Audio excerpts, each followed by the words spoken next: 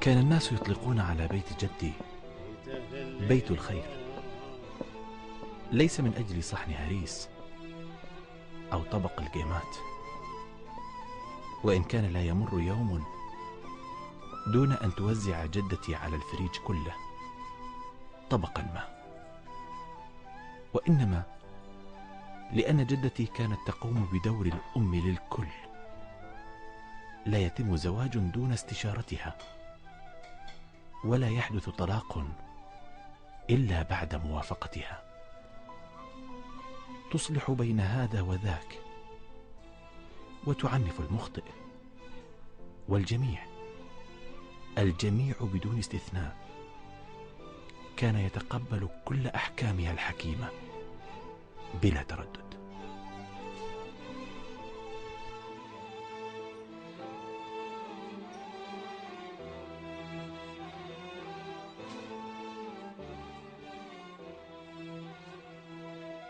انت كلها تدافع عنها، ما حد خذ غرشة العطر غيرها.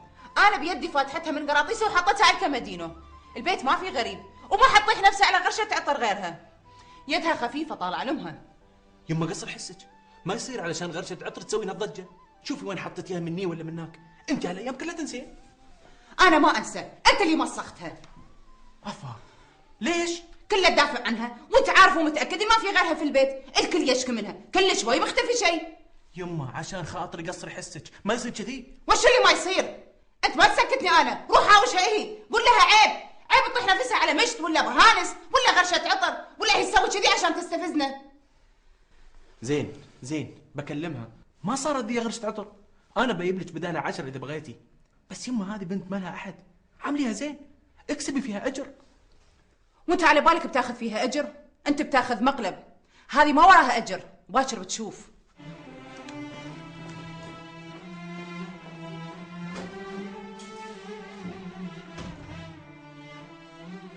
اي سمعتها، مو بأول مرة، كلهم يقولون أنا حرامية، من يضيع لهم شيء يقولون أنا أخذته.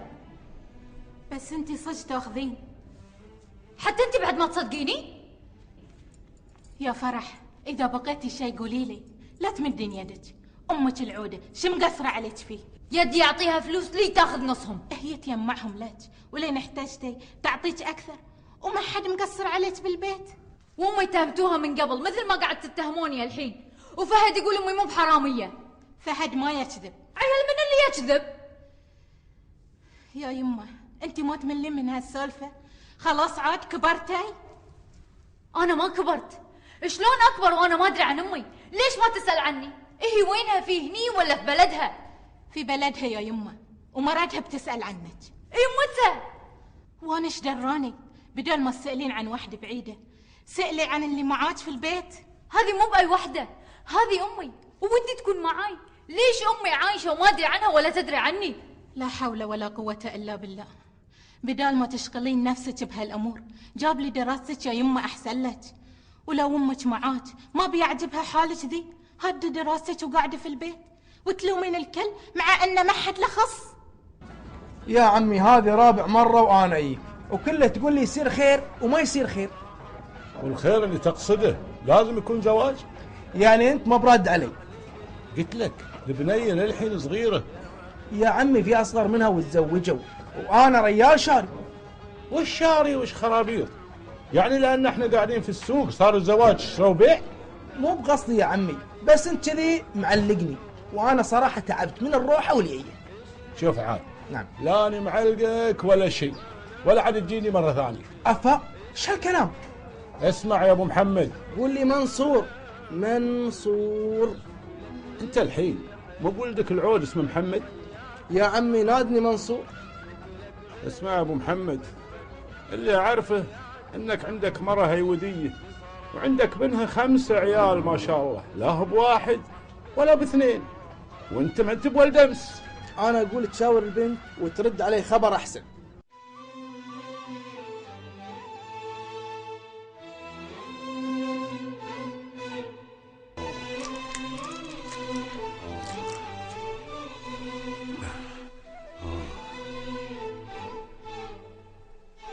جزاك الله خير. بالعافية بالعافية. فيك.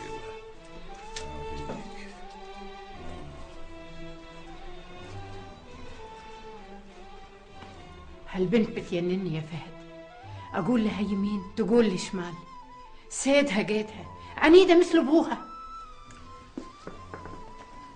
يا يما خف عليها شوي، كل كلمة والثانية تعايرونها ابوها او امها. فهد صاج يا مهرة. بدا مساج، ليش ما ينصح اخته تكمل دراستها بدل ما هي قاعده تفكر في الزواج وهي بزر بنت امس؟ عيست معاها يا يما، هي ما لها خاطر على الدراسة والزواج مثل ما قلتي توها صغيرة. أنا رديت الريال كم مرة لكنه مصمم. الريال ما صمم الا لانها تعرفه. يما ما يصير تقولين كذي. ايش فيكم انتو؟ حسبالكم الريال يا يخطبها مني والدرب؟ يا يما ندري انها شافها لما زارت اخته، واخته رفيجتها. مو اخته بس، اختك تعرفه من قبل. انا اقول نزوجها قبل لا تفضحنا. يا يما شو الكلام؟ فرح توها صغيرة، ليش تقولين عنها كذي؟ بعدين الريال اللي خاطبها متزوج واكبر منها مرتين. عاد تقول هالكلام هذا حق اختك وخلني ساكته احسن. هم يبون يفتكون مني علشان كذي يطلعون عليها الاشاعات. منهم يا فرح؟ يا فرح انا اخوك العود، مربيك على يدي. اذا في شيء قولي لي، ما ابي اسمع من برا. هذا مسعود ومرته هم اللي يطلعون عليها السوالف. زين شو يقولون؟ اسأل الفتانة اللي قالت لك. تقولين عن امك العودة كذي؟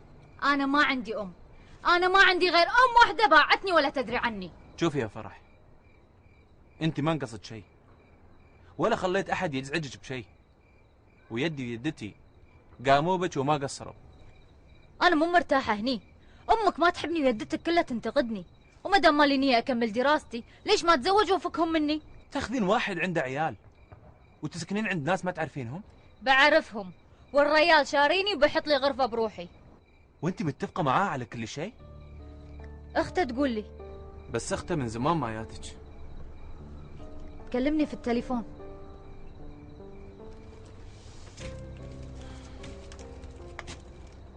يا فرح توك صغيرة ونصيبك بيك.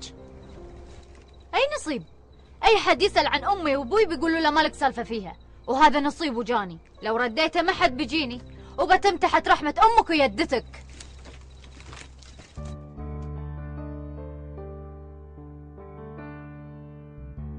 يا فهد كل اللي عندي قلته حق عمتي. وانا اخوها، واذا في شيء قوله لي. يا يمه البنيه تبي تتزوج، خلاص خلوها تشوف نصيبها. يا خالتي توها صغيرة على الزواج.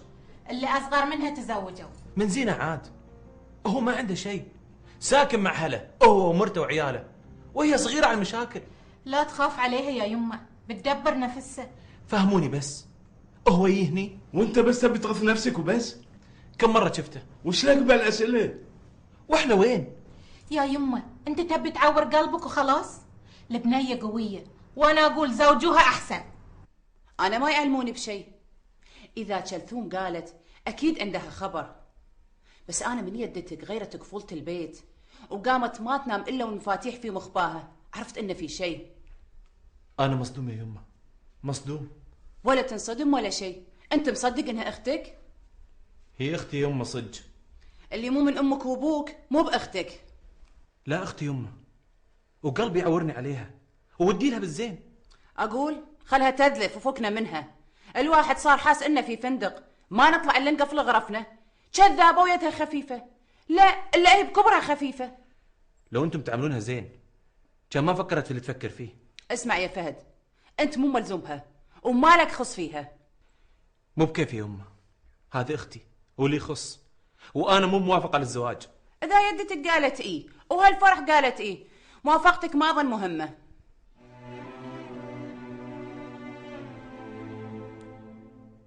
بتبيع دكاكينك وبتقعد في البيت، بتمل يا فهد، بتضيق بك الوسيعه.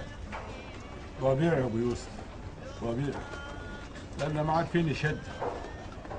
وبالنسبه للسوق ماني بقاطع لان ربعي وذكرياتي هني. بس انت مو متعود على القعده بدون شغل يا فهد. صدقت، بطقطق في الاراضي شوي. يعني الاراضي ما فيها تعب، تدق لي سميسمه وتروح الشحانيه وعقبها مسعيد، يعني هذه ما فيها تعب. خبرك عتيج يا ابو يوسف، الحين يجيبون الخرايط لعندي واشوفها، ومن عند ربك يا ينفتح قلبي واشتري يا اقول مو بشاري. اوهو ايش فيك؟ يا ثقل دمه يا ابو يوسف، يكلمني كنا بزر ما كنا ريال ابو عيال.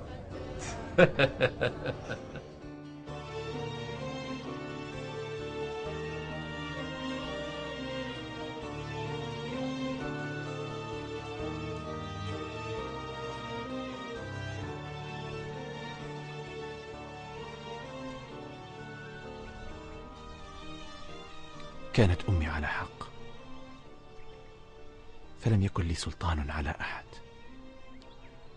حتى على أختي التي اعتبرتها ابنة أكثر من أخت. ترى هل سيصبح لي سلطان على أحد ما في يوم ما؟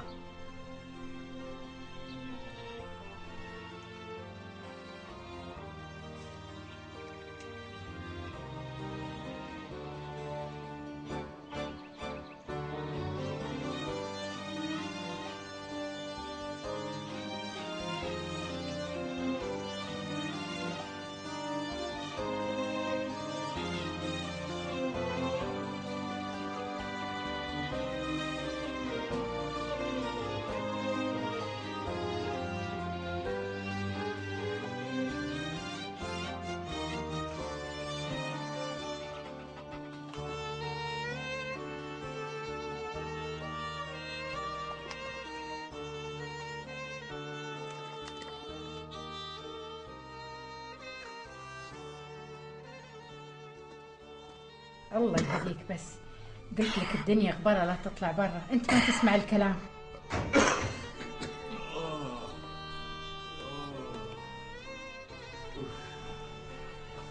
عمتي وين احطه؟ وين بتحطين؟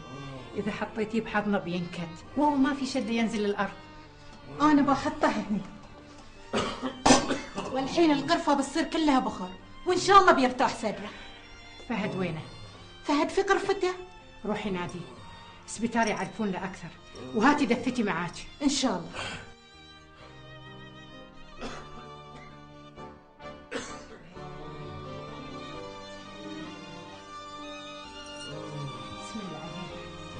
بسم الله عليك الرحمن الرحيم.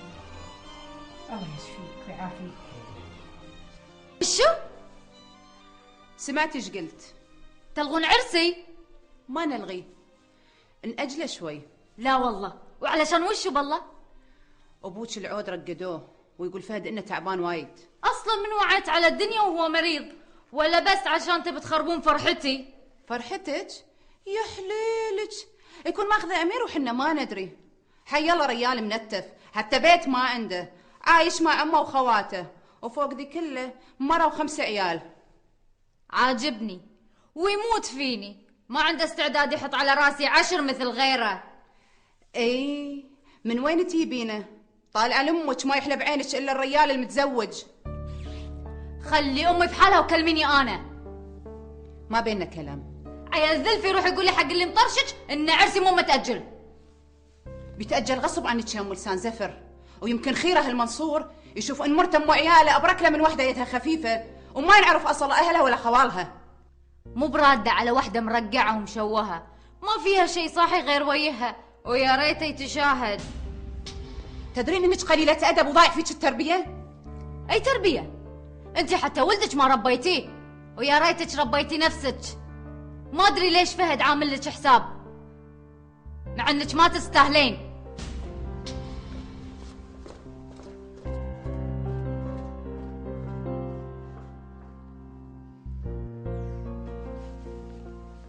ايه انت الغلطانه، رايحه تبين تغثينها، قصتك هي. ابي شلون يا فهد تشهدين معاي، ابي يقضب يده عنها، اللي ما يستلم معاشه الا وحط نصه في يدها، خلي يعرف شو تقول على امه جنته وناره. انا ما سمعت علشان اشهد، وفهد يعطيها من صوب الله.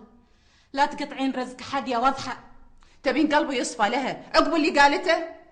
انت عمرك قلبك ما صفولها، من هي ياهل وانت تشعمين فيها، والياهل يا وضحه يحس ويعرف اللي يحبه واللي ما يحبه. اي ما احبها، ما احبها وما ادانيها، كنت حاسه انها بتكبر وتطلع لئيمه وشريره وناكره للمعروف. ايش هالحكي يا وضحه؟ اللي خلاها كذي مو باحساسك، معاملتك لها. انت الحين معي ولا معاها؟ مع الحق. والحق انها تسوي عرس ويدها مقطوط بالمستشفى؟ واضحه.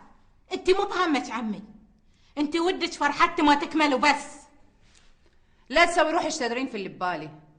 انا صدق ما احبها وما ادانيها، وودي عرسها كله يخترب لانها هدامة بيوت. بس عمي احبه، هو الوحيد في هالبيت، حنون علي هو فهد. وانتي بعد من بقطر عمتي. عمتك لا احبها ولا اكرهها. واضحه. بقول لك شيء بس لا تزعلين مني. انت لو تعرفين تحبين كان حبيتي عمتي مهره اللي قامت بك وانتي بزر 4 سنين. كانت لك الام وعمي الابو، وهي اللي جهزتك وزوجتك ولدها، وكانت توقف وياك في كل مره، مو بمعاه. توقف معاي عشان ما تحبه. ما في ام تكره ولدها يا وضحه. ولو انتي تحفظين لها شويه ود كان نبهتيه يوم كان متولع بك ويسمع كلامك. قلتي له هذه امك، راعها وخف عنها شوي، احترمها ولا تطول لسانك عليها. هذه جنتك ونارك مثل ما قلتي من شوي. ول ترى قلبكم متروس علي وانا ما ادري. هذا كلام عمتك مو بكلامك. اي على بالكم انا معصيه حسن عليها. كان لك تاثير عليه بس ما حاولتي. طلعي اللي في قلبك وقولي، وانا اللي على بالي قلبك على قلبه وياي اشكي لك الحال. هذه عيبك يا وضحه. لازم اقول ان كلامك صح، وان قلت كلام غير اصير عدوتك. انا الغلطانه اللي جايه اشكي لك. على راحتك. هذه انا ما اقدر اقص على نفسي ولا على غيري. كنت راضيه وساكته يوم كان حسن يعارض امه في كل شيء، والحين جايه تطلبين من فهد يقول لك نعم وحاضر في كل شيء.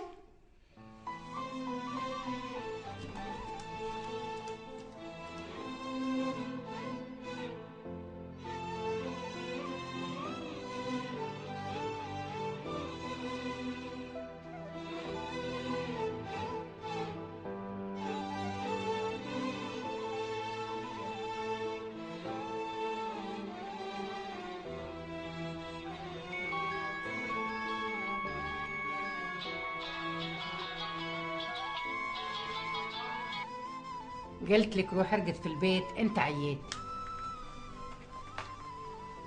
لو رحت البيت ما اقدر انام، هني على الاقل اشوفك قدام عيني، اطمن عليك كل شوي. بتاخر عن شغله؟ بقعد ساعة وبرد، واذا صار شيء اتصل فيني. ما فيه الا العافيه ان شاء الله. وخذ عمتي في طريقك، ترى من البارحه ما قمضت عينها. عاط روحك العافيه، انا مكاني هني. انا بقعد وياي عمتي. لا تتعب نفسك يا مسعود.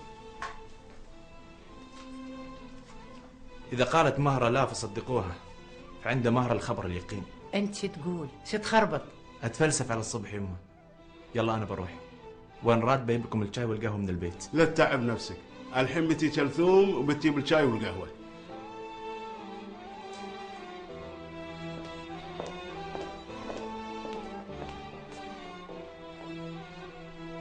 فرح، صدق تبون تأجلون زواجي؟ الحين جاية مكان شغلي عشان تسألين هالسؤال؟ صار لك يومين غايب وتطلع وتدش ما أدري عنك، وأمك تقول تبي تأجلون زواجي، يعني بعد ما تبيني أي أسألك؟ مريت أبوك العود؟ لا تهرب من الجواب. من صدقك أنت الحين شايفة زواجك أهم من صحة يدك؟ يدي طول عمره مريض ويزيد عليه الربو وتودونه المستشفى، لكن زواجي ما يتأجل، عازمين ناس وحاجزين كوافير ممكن نأجل المناقشة للبيت؟ لا مو ممكن، أمك هناك وبتحاول تأثر عليك. شو الكلام هذا يا فرح؟ عيب، المفروض أنت اللي تقترحين التأجيل. اسمح لي، مسميني فرح ودايما تكسرون فرحتي. الحين أنت ما تبين يدك يستقبل الناس ويحضر فرحتك على قولتك؟ هو اللي اختار يمرض في هالوقت، ويدتي ما صدقت على الله ودته المستشفى، كل هذا علشان ما تفرحون فيني. تبون تسوون 10 ريايل كيفكم، ما تبي تسوون هم كيفكم، بس أنا بتزوج في اليوم اللي حددناه. ما تشوف شر يا عمي، ما تشوف شر.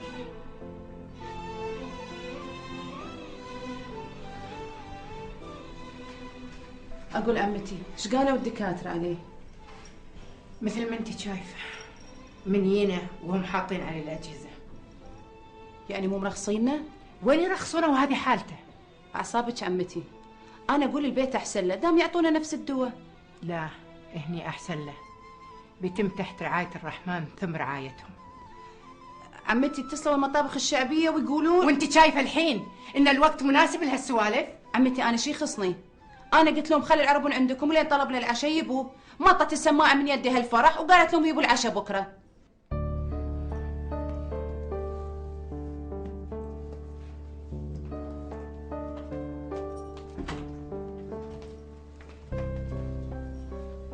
استانستي الحين؟ وصلتي الخبر؟ انت يا تزورين عمك والله يا تفتنين. ادري ان يدي مريض وانا كنسلت الطبالات، بس العشاء لازم، هذا واجب ولا ما تعرفون الواجب؟ وانت اللي بتوجبين الناس وتضيفينهم؟ ليش انتوا وين رحتوا؟ انا عروس؟ والعروس ما تدري ان عندها مريض بين الحياة والموت؟ لا تفاولين على يدتي، ان شاء الله بيقوم بالسلامة. خلي دعواتك لك وردي علي. ارد شكول؟ قلت لك بطلع سكيتي، ايش تبين اكثر؟ هالقد ميتة على الريل؟ ايش هالكلام يدتي؟ بدل ما تباركي لي يا تغثيني؟ وانت لما تصرين على الزواج ويدك في السبيتال ما تغثينه؟ وليش اغثكم؟ بالعكس بوفر عليكم غث الناس والعرضة والخرابيط. وهالدعلة اللي بتاخذينه موافق على هالكلام؟ منصور وده نتزوج اليوم قبل باكر، بس انا قاعده اقول له نتزوج في اليوم اللي انا حددته، يعني هالخميس.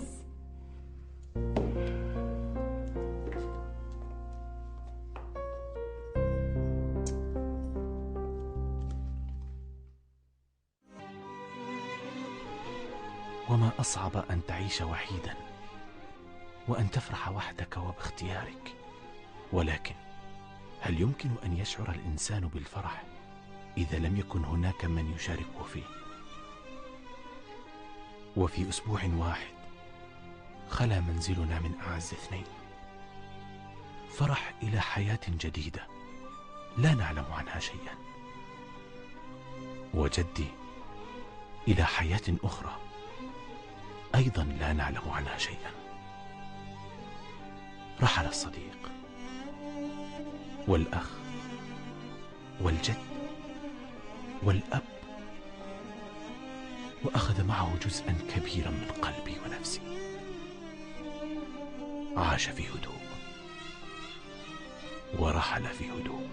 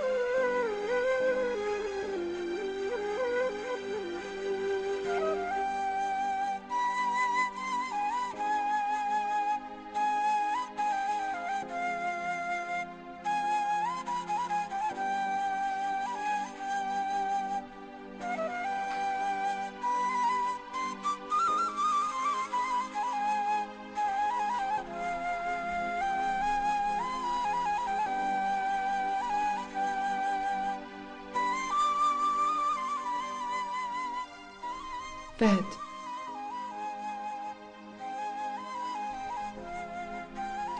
تعال، بغيتك شوي.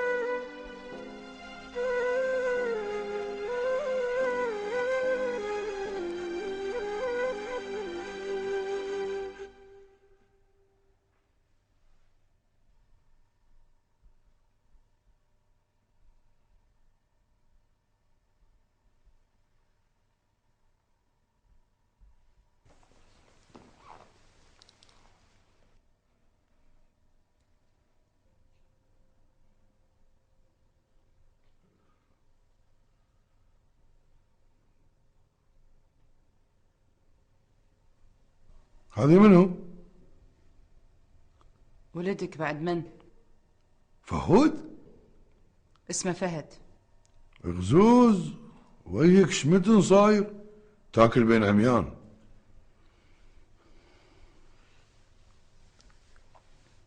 الحمد لله على السلامة يبا. ايش حق تحمد له على السلامة؟ راد من الحج؟ راد من العربدة وسواد الوجه. سود الله وجهك يا وضوح، اشوف طال لسانك. مبداش حق جدتي تعظم لها الأجر.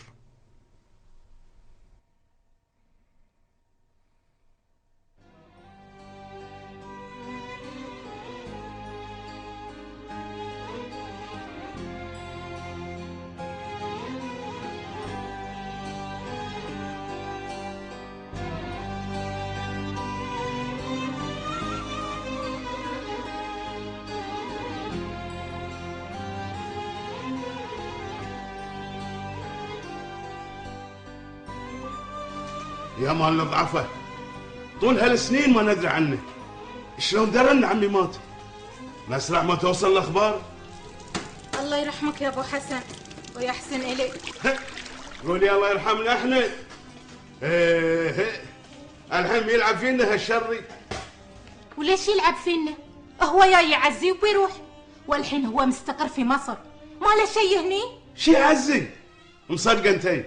هذه لو يعرف السنه كان رفع سماعات التليفون وقال شلونك يا يبا. 20 سنه ما ادري اكثر، لا شاف ابوه ولا يدري عنه بشيء، ولا فكر فيه ولا في امه. قصر حسك يا مسعود، ما نبي نتناشب معاه. الريال جاي يؤدي الواجب ويرد مكان مايه. لا تحتك فيه، خلي الليله تعدي على خير.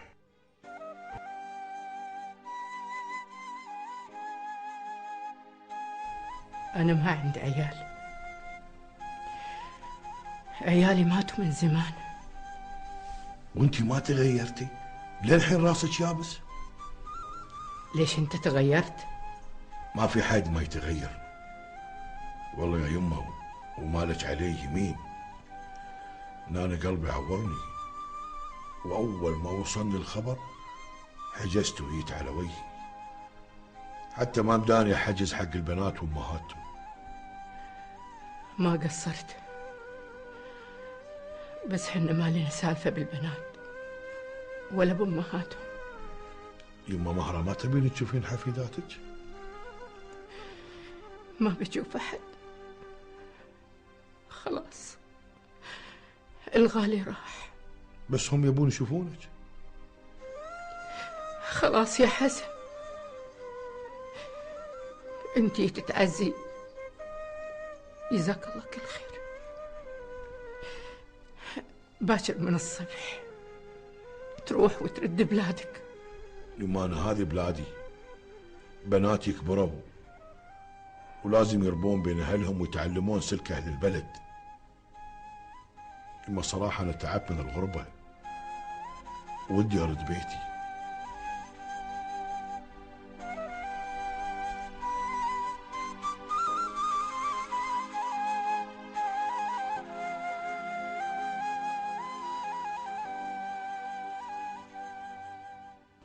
عليان يا مسعودو، ما لقيت حد تقص عليه غير يانا. وليش اقص عليك؟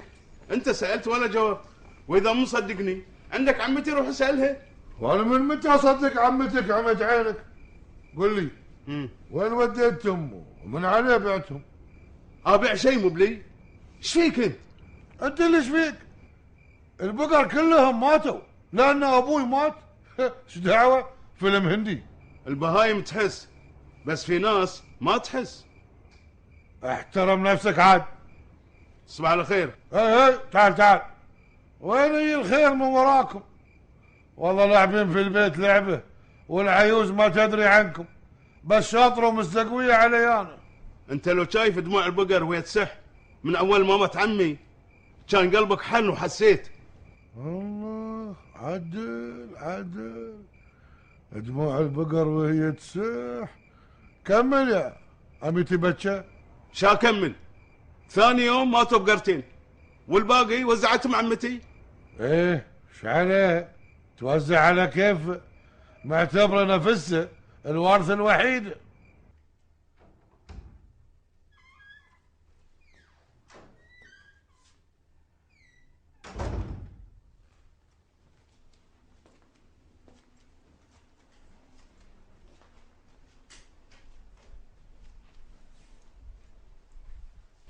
امري يمه. اسمعني زين يا فهد،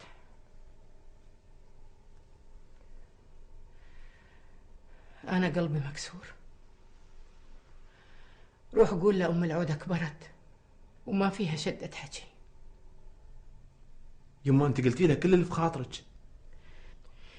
لو أقول لك كل اللي في خاطري يبيلي سنين وسنين.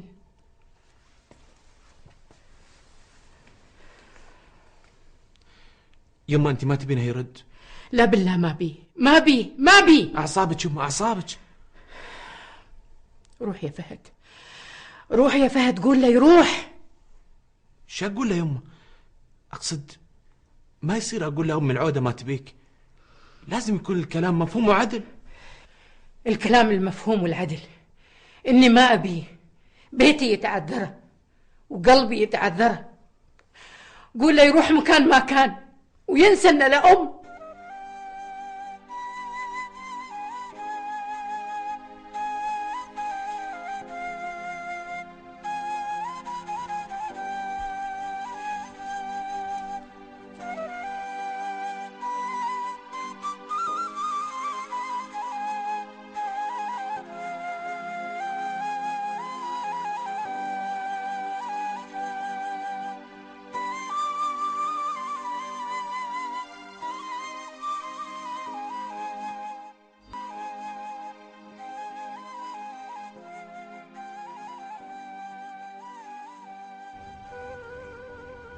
يا خالتي ما اقدر اقول لها الكلام، هالكلام ثقيل وقاسي. هو ما عليه لا من كلامك ولا من كلامها، واذا حاطم في راسي يقعد بيقعد يا يمه. زين ليش ما يقعد؟ البيت عود ويتحمل فريج، بعدين هذه ولدها. يا فهد اللي سواه فيها مو بشوي، من صغره وهو لاعب فيها، اشياء تعرفونها واشياء ما تعرفونها. يا خالتي انت تحكين عن الماضي واحنا الحين في الحاضر، والناس تكبر وتتغير. ابوك اوله مثل تاليه، ومثل ما يقولون بطبيع ما يوز عن طبعه، وانا مهما كان يا يمه مره غريبه وما بتدخل بينكم. عمرك ما كنتي غريبه يا خالتي، انت اللي ربيتيني وسمعتيني يوم كنت اتشفق على احد يسمعني. المفروض ما اقول لك يا خالتي، المفروض اقول لك يا يمه. الله يبارك فيك يا يمه، والله يشهد علي انك ولدي اللي ما شاله بطني. روح يا يمه وبلغ ابوك رساله يدتك، ويمكن مثل ما تقول تغير وبيسمع كلامك.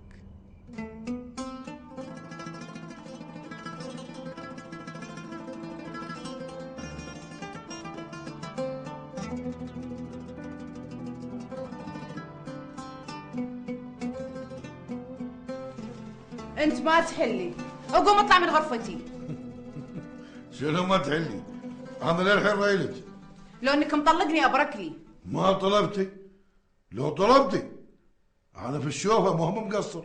تطنز؟ ايه تطنز، احمدي ربك الحين على ذمتي ومقصر على عمري. قصر على عمرك؟ ايه مقصر يا ايام 3 على ذمتي. وصفوا لي واحده صغيره مزيونه بس تذكرت انك على ذمتي. يا حليل اللي يعرف الحلال والحرام.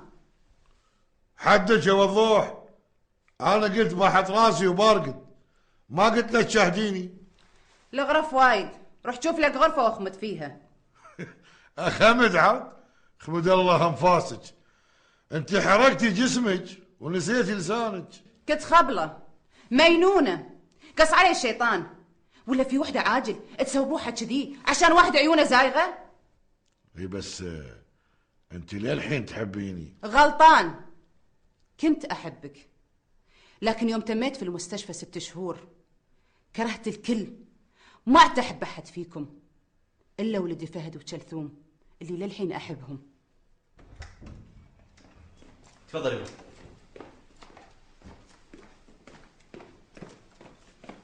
هاي يبا، ايش رايك في الغرفة؟ مو بشيء. هفا يبا، ايش دعوة؟ كلها جديدة. بعدين تعال، شلون تزوجونها وما تقولون لي؟ وين مهرها؟ مهرها عندها ويدي الله يرحمها وكيلها. عندها ولا عندها؟ يدتك يبا عندها. اصارك علي؟ ايش فيك؟ ايش فاكر نفسك؟ انا ابوك الثور. هدى اعصابك يبا، هدى اعصابك. تأمر بشيء؟ ايه يعني انا مفلس ومحتاج كم الف ادبر فيه نفسي، وعطني مفتاح سيارتك يعني ما يصير اروح واي في تكاسي. يصير خير، يصير خير.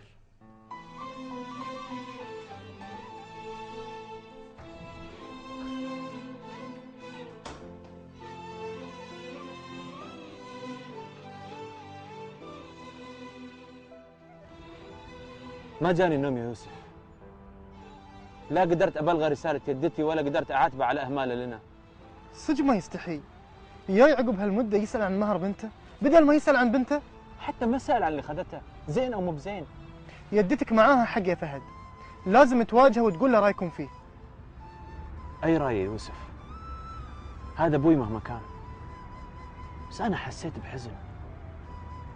كانت تمر علي أيام كنت أفكر فيه أقول له شافني عقب هالمدة بيلوي علي، يحضني، يقول لي ما شاء الله كبرت 6 ريال يا فهد، يسألني عن حياتي عن شغلي. تصدق عاد يوم شافني يقول لي ردت لك العافية انت تاكل به عميان. صدق مثل ما يقولون شر البلية ما يضحك. آسف يا فهد. لا تأسف، اللي جرح ما تأسف. ولا تنجرح ولا تهتم وبطل رومانسية. انت كان عندك يدك وعوضك عن غياب ابوك. يدي الله يرحمه ويغمد روحه اليمنى، ما تدري ايش قد انا مشتاق له. ما كان يدي بس، كان صديقي رغم فارق السن، علمني كل الاشياء الزينه وعرفك على اهم شيء في حياتك اللي هو انا. كم زين. افا شنك فشلتني. ايه كني زين، روح دور لك على رفيج يسمعك نصايف الليل. الحين ما صارت 10، خليتها نصايف الليل. اوكي، روح دور لك على رفيج يسمعك الساعة 10. اقول اقعد يا بالحلال اقعد، خلاص ولا يهمك. احسن شيء ان يدي الله يرحمه يتعرف على ابوك الله يعطيه طول العمر، وعرفني بك. ها ايش قلت؟ احسك تقولها من ورا قلبك. لا من قدام قلبي. ظريف. وين الظرافه بس صدقني انا محتار يا يوسف، ما اعرف، ما ابي ازعل يدتي وما ابي اجرح ابوي، ما ادري ايش اسوي، ما ادري.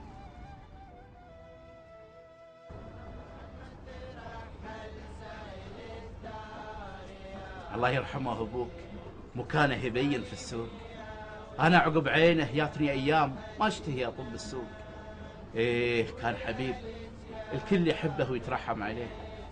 كان وكان، انا مو بيك اسالك عن خساره. كان وكان ابوي عنترة بن شداد، انا يسأل وين مفاتيح المحلات والبضاعه اللي فيها. يه انت ما تدري. شو ادري به؟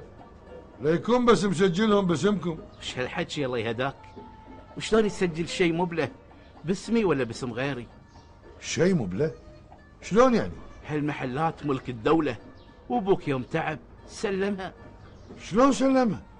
عاد انا مو بغشيم، في شيء اسمه خلو، اكيد خذ خلو وباعها حق احد. ايه عدل كلامك، باعهم حق واحد من ربعه مثل ما قلت، خذ عليهم خلو، ولا هم ملك الدولة. كم خذ وعطى من الفلوس؟ يا حسن يا يبه، انا رفيجه مو بمنهله، يعني اذا انتم ما تدرون انا ايش دراني؟ انت تعرف كل شيء عنه اكثر من هله. البضاعة واوراق البيوت والاراضي وين؟ اسأل الوالدة، اكيد هي اخبر.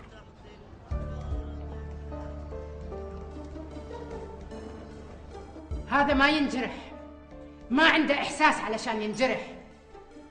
وسع الصدر يا عمتي، لا تسوين بعمرك كذي، وكل اللي تبينه ان شاء الله بيصير. ولا شيء من اللي ابيه صار. قعد من الصبح يتامر كنا شيخ، يتامر على الخدم. قام وتريق وخذ سياره فهد وراح. فهد المسكين عباله بياخذها كم يوم يردها، ما يدري ان هالولد، اي ولد ما يدري ان هالشيبه اذا اخذ شيء بيصير ملكه. لا تشطين عمرك وايد، حسن مو مطول هني، يفتر لك كم يوم بالدوحه وبيرد مصر. على قولته ما يصبر على نسوانه. لا تسوين روحك تعرفين ولدي اكثر مني. حسن ما يولح على احد، واي احد له عنده بديل. انا اعرف شو اللي يدور في راسه. يا عمتي خلي اللي في راسي في راسه، ولا تحرقين اعصابك. عقب هالسنين هذه كلها ما يقعد معاي الا 5 دقايق. جاي الدوحه يلم اللي له من الجراج والايجارات، هذا اللي في باله بس. والثاني بعد ما سأل. احمد على الاقل ما غلط ولا جرح، بس بعد ما سأل. صحيح، بس اللي ما جرح اهون من اللي جرح. يا يبا الله يهداك، جايني للشغل عشان هذا الموضوع؟ كان صبرت لين رديت البيت. المسألة مو ملحة. سلط عليه، يعرف ملحة؟ لا ملح وملحة وملحك لخس بعد. هاي مثال ما يلعب فيه بعد. يبا انا ما ادري عن شيء، ولا عمري سألت عن شيء. اقول ليكون صدقت خرابيط قبل المعلم وبيت تبجيله وتسوي روحك مثالي. يبا انا مو مدرس، انا رئيس قسم في وزارة مو بيتعرف وخال عنك، بس خال عنك. قل لي حمدو كان يجي هني؟ اي حمدو يبا؟ حمدو سلطان اخو حمود. ما تعرف حمود اللي حذر في قناة الكاس يطلع في المجلس، كل ما يسألونه ايش رايك يا حمود قال ما ادوا. حمدو عمك عمت عينه ما في غيره. لا يبا ما جه ولا شفته، بس يدي الله يرحمه زاره كم مرة. من متى الكلام؟ من 3 سنين أو 4، وعقب انقطعت أخباره. ناس يقولون هاجر كندا، وناس يقولون تراك نوعت كبدي. أسألك عن شيء تجاوبني عن شيء ثاني. سافر كندا، سافر جهنم، يعلم ما يرد. أنا أسأل عن يدك. يدي مات الله يرحمه. والله احلف. متى؟ شو الأسلوب هذا يبا؟ ما أدري عن أسلوبك، أنت ما تشوف نفسك تعلمت اللف والدوران على كبر. مشكور يبا مشكور. خلص علي. يدك وين كان يحط اوراقه؟ اي اوراق بالضبط؟ كل اوراقه، كل شيء. لا تقول لي عند العيوز. بلا يبا عندي يدتي، واذا تبي تستفسر عن شيء اسالها هي. حد يحط سره عند مره صج يدك خديه. يبا شنو يبا انت؟ سديت نفسي من الصبح الله يسد نفسك. شلون الحين الواحد ياخذ حقه؟ شلون؟